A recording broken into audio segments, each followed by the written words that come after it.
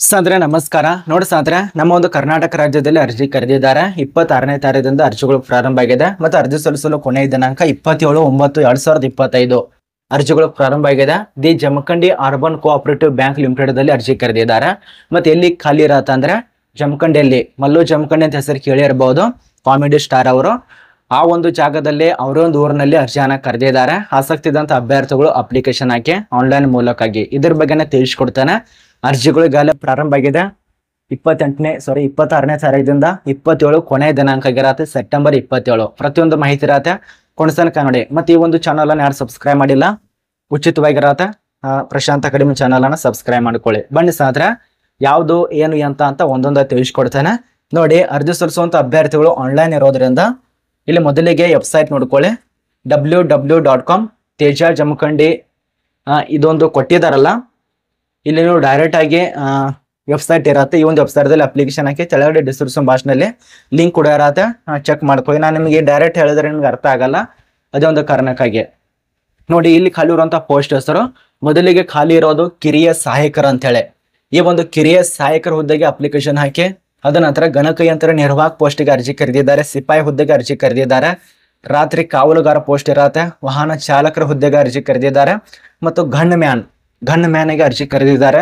ನೋಡಿ gun man ಕೂಡ ಅವರೇ ಕೊಡ್ತಾರೆ, ಟ್ರೈನಿಂಗ್ ಕೊಡ್ತಾರೆ ಯಾವ ರೀತಿಯಾಗಿ ಎಲ್ಲೆಲ್ಲಿ ಯೂಸ್ ಮಾಡ್ಬೇಕಂತೇಳಿ ಅದೆಲ್ಲ ಗನ್ ಮ್ಯಾನ್ ಹುದ್ದೆಗೆ ಅರ್ಜಿ ಕರೆದಿದ್ದಾರೆ. ನೀವು ಅಪ್ಲಿಕೇಶನ್ ಹಾಕಿ. ಮತ್ತೆ ವೇತನ ನೋಡಿ, ವೇತನ ಎಷ್ಟೆಷ್ಟು ಕೊಡ್ತಾರೆ. ಮೊದಲಿಗೆ ಕಿರಿಯ ಸಹಾಯಕ ಹುದ್ದೆಗೆ ಅರ್ಜಿ ಸಲ್ಲಿಸಿದ್ರೆ 33,000ದಿಂದ 62,000 ತನಕ ವೇತನ. ಗಣಕಯಂತ್ರ ನಿರ್ವಾಹಕ ಹುದ್ದೆಗೆ ಅರ್ಜಿ ಸಲ್ಲಿಸಿದ್ರೆ ನಿಮಗೆ ಸುಮಾರು 33,62,000. ಅದ ನಂತರ ಸಿಪಾಯಿ ಹುದ್ದೆಗೆ ಅರ್ಜಿ ಸಲ್ಲಿಸಿದ್ರೆ ಕಡಿಮೆ 21,000ದಿಂದ 42,000 ತನಕ. ಏನು ಉಳಿದಂತ ಪೋಸ್ಟ್ಗೂ ಸೇಮ್ ಆಗಿರತ್ತೆ, ಚೆಕ್ ಮಾಡ್ಕೊಳ್ಳಿ. ಯಾವ್ಯಾವ ಪೋಸ್ಟ್ ಎಷ್ಟಿದ್ದಾವೆ ಅಂದ್ರೆ ಮೊದಲಿಗೆ ಕಿರಿಯ ಸಹಾಯಕ 14 ಪೋಸ್ಟು, ಗಣಕಯಂತ್ರ ನಿರ್ವಾಹಕ 4 ಪೋಸ್ಟು, ಸಿಪಾಯಿ ಹುದ್ದೆಗಳು 16, ರಾತ್ರಿ ಕಾವಲುಗಾರ 8, ಅದ ನಂತರ ವಾಹನ ಚಾಲಕರು 2 ಪೋಸ್ಟು, ಗನ್ ಮ್ಯಾನ್ ಅಂತೇಳಿ 1 ಪೋಸ್ಟ್ ಇರತ್ತೆ. ಟೋಟಲ್ ಆಗಿ ಜಮಖಂಡಿನೇ 45 ಪೋಸ್ಟಿಗೆ ಅರ್ಜಿ ಕರೆದಿದ್ದಾರೆ. ಆಸಕ್ತಿ ಇದ್ದವರು ಅಪ್ಲಿಕೇಶನ್ ಹಾಕಿ. ಇದಕ್ಕೆ ಸಂಬಂಧಪಟ್ಟಂತೆ ವಿದ್ಯಾರ್ಥಿಗಳು ಏನಾಗಿರ್ಬೇಕು ಒಂದೊಂದ ತಿಳಿಸ್ಕೊಡ್ತಾನೆ. ವಿಡಿಯೋ ಕೊನೆತನಕ ನೋಡಿ ಸಂಪೂರ್ಣ ಮಾಹಿತಿ ಪಡ್ಕೋತೀರಾ. ನೀವೇನಾದ್ರೂ ಅರ್ಧ ನೋಡಿದ್ರೆ ಸ್ವಲ್ಪ ಮಾಹಿತಿ ಅರ್ಥ ಆಗಲ್ಲ. ಮೊದಲಿಗೆ ಕಿರಿಯ ಸಹಾಯಕ ಹುದ್ದೆಗೆ ಅರ್ಜಿ ಸಲ್ಲಿಸಬೇಕು ಅನ್ಕೊಂಡಿದ್ದೀರಾ ನೀವು. ದ್ವಿತೀಯ PUC ಪಾಸ್ ಆಗಿರ್ಬೇಕು. ಅದ ನಂತರ ಕನ್ನಡ ಓದೋದಕ್ಕೆ ಬರ್ಬೇಕಾಗತ್ತೆ, ಅದ ನಂತರ ಬರೆಯೋದಕ್ಕೆ ಬರ್ಬೇಕಾಗತ್ತೆ, ಮತ್ತು ಜ್ಞಾನ ಕೂಡ ಹೊಂದಿರಬೇಕು. ಮೊದಲು ಕರ್ನಾಟಕ ರಾಜ್ಯದಲ್ಲಿ ಕನ್ನಡ ಮೊದಲು ಆದ ಕಾರಣ ಈ ಎಲ್ಲ ನಿಯಮಗಳು ಕೊಟ್ಟಿದ್ದಾರೆ. ಅದ ನಂತರ ಕಂಪ್ಯೂಟರ್ ಆಪರೇಷನ್ ಮತ್ತು ಅಪ್ಲಿಕೇಶನ್ ಜ್ಞಾನ ಕೂಡ ಇರಬೇಕಾಗತ್ತೆ. ಅದ ನಂತರ ಹೆಚ್ಚಿನ ಆದ್ಯತೆ ಯಾರಿಗೆ ಕೊಡ್ತಾರ ಅಂದ್ರೆ ಭಾರತದ ಕಾನೂನು ಅಡಿಯಲ್ಲಿ ಸ್ಥಾಪನೆಯಾದ ಯಾವುದೇ ವಿಶ್ವವಿದ್ಯಾಲಯದಿಂದ ಪದವಿ ಹೊಂದಿದ ಹಾಗೂ ಅನುಭವ ಹೊಂದಿದ ಅಭ್ಯರ್ಥಿಗಳಿಗೆ ಹೆಚ್ಚಿನ ಆದ್ಯತೆ ಕೊಡ್ತಾರೆ. ಅಷ್ಟೇ ರೀತಿಯಾಗಿ ಯಾವುದೇ ರೀತಿಯ ಅನುಭವ ಕೇಳಲ್ಲ. ಫ್ರೆಶರ್ದವರು ಅರ್ಜಿ ಸಲ್ಲಿಸಿ. ಫ್ರೆಶರ್ ವ್ಯಕ್ತಿಗಳು ಕೂಡ ಅಪ್ಲಿಕೇಶನ್ ಹಾಕಿ, ಯಾವುದೇ ರೀತಿಯಾಗಿ ತೊಂದರೆ ಇಲ್ಲ. ಇನ್ನು ಗಣಕಯಂತ್ರ ನಿರ್ವಾಹಕ ಪೋಸ್ಟ್ಗೆ ದ್ವಿತೀಯ PUC ಆಗಿರ್ಬೇಕಾಗತ್ತೆ. ಅದ ನಂತರ 3 ವರ್ಷದ ಡಿಪ್ಲೊಮಾ ಇನ್ ಕಮರ್ಷಿಯಲ್ ಉತ್ತೀರ್ಣರಾಗಿರ್ಬೇಕಾಗತ್ತೆ. ಅದೆಲ್ಲ ಕೊಟ್ಟಿದ್ದಾರೆ. ಅದ ನಂತರ ಉಳಿದಂತ ಕೆಲವೊಂದು ಕಂಡೀಷನ್ ಇದಾವೆ, ಅದನ್ನ ಚೆಕ್ ಮಾಡ್ಕೊಳ್ಳಿ. ಇನ್ನು ಸಿಪಾಯಿ ಪೋಸ್ಟಿಗೆ ಜಸ್ಟ್ 10ನೇ ಪಾಸ್ ಆಗಿರ್ಬೇಕು. 10ನೇ ಪಾಸ್ ಆಗಿರ್ಬೇಕು.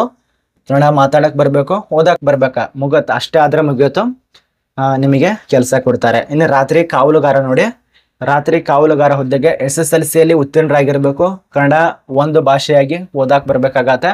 ಅದ ನಂತರ ಮಾಜಿ ಸೈನಿಕರಿಗೆ ಹೆಚ್ಚಿನ ಆದ್ಯತೆ ಕೊಡಲಾಗೋದು ಅಂತ ಕೊಟ್ಟಿದ್ದಾರೆ. ನೀವೇನಾದ್ರೂ ಮಾಜಿ ಸೈನಿಕ ಇತ್ತಪ್ಪ ಅಂದ್ರೆ ನೀವು ಅಪ್ಲಿಕೇಶನ್ ಹಾಕಿ, ಜಮಖಂಡಿಲಿ ಕೆಲಸ ಇರತ್ತೆ.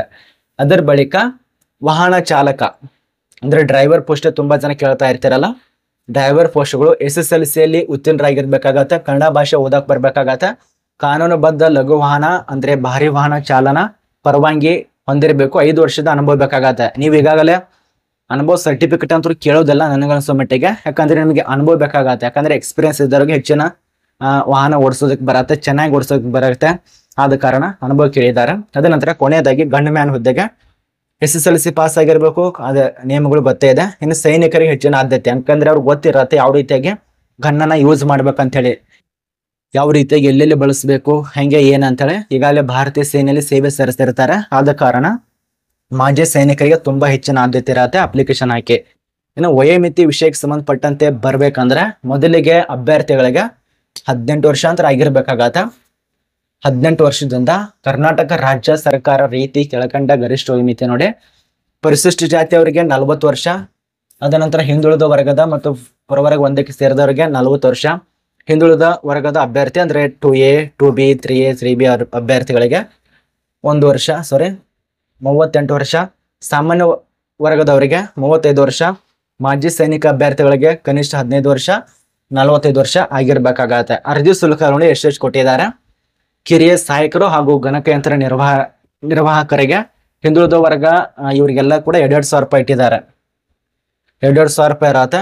ರೂಪಾಯಿ 2,000 ಪ್ಲಸ್ GST ನಿಮಗೆ 18% ಇರತ್ತೆ. ಅಲ್ಲಿ GST 18% ಇದ್ರೆ ಸುಮಾರು 2,800 ಅಥವಾ 2,300-400 ತನಕ ಬರತ್ತೆ. ಇನ್ನು ಪರಿಶಿಷ್ಟ ಜಾತಿ ಪರಿಶಿಷ್ಟ ಪಂಗಡ ಅಥವಾ ಇತರ ಹಿಂದುಳಿದ ವರ್ಗದ ಅಭ್ಯರ್ಥಿಗಳಿಗೆ 1,000 ತನಕ ಇಟ್ಟಿದ್ದಾರೆ ಮತ್ತು GST 18% ಇರತ್ತೆ. ಇನ್ನು ಸಿಪಾಯಿ ಕಾವಲುಗಾರ ಹುದ್ದೆಗೆ ಈ ಎಲ್ಲ ಹಿಂದುಳಿದ ವರ್ಗದವರು 2A 2B ಹಾಗೂ 3 ಮತ್ತು 3B ಸಾಮಾನ್ಯ ವರ್ಗದವರಿಗೆ ಅವರಿಗೆ ಎಲ್ಲ ಸೇರ್ಪಡೆಯಾಗಿ ನಿಮಗೆ ಕೊಟ್ಟಿದ್ದಾರೆ. ಯಾವುದೇ ರೀತಿಗೆ ಇಲ್ಲ ಅನ್ಸುತ್ತೆ. ಅದ ನಂತರ ಇಲ್ಲಿ ವಾಹನ ಚಾಲಕ ಮತ್ತು ಗನ್ಮ್ಯಾನ್ ಹುದ್ದೆಗಳಿಗೆ 1,000, ಅದು ನಿಮಗೆ 500 ರೂಪಾಯಿ. ಇದು ನಿಮಗೆ ಸಂಪೂರ್ಣ ಮಾಹಿತಿ ಅರ್ಥ ಆಯ್ತು. ಇನ್ನು ಅರ್ಜಿ ಸಲ್ಲಿಸುವಂತ ವೆಬ್ಸೈಟು, ಈ ಒಂದು ಅರ್ಜಿ ಸಲ್ಲಿಸುವಂತ ವೆಬ್ಸೈಟ್ ನೋಡಿ, ಇದೊಂದು ವೆಬ್ಸೈಟ್ದಲ್ಲಿ ಅಪ್ಲಿಕೇಶನ್ ಹಾಕಿ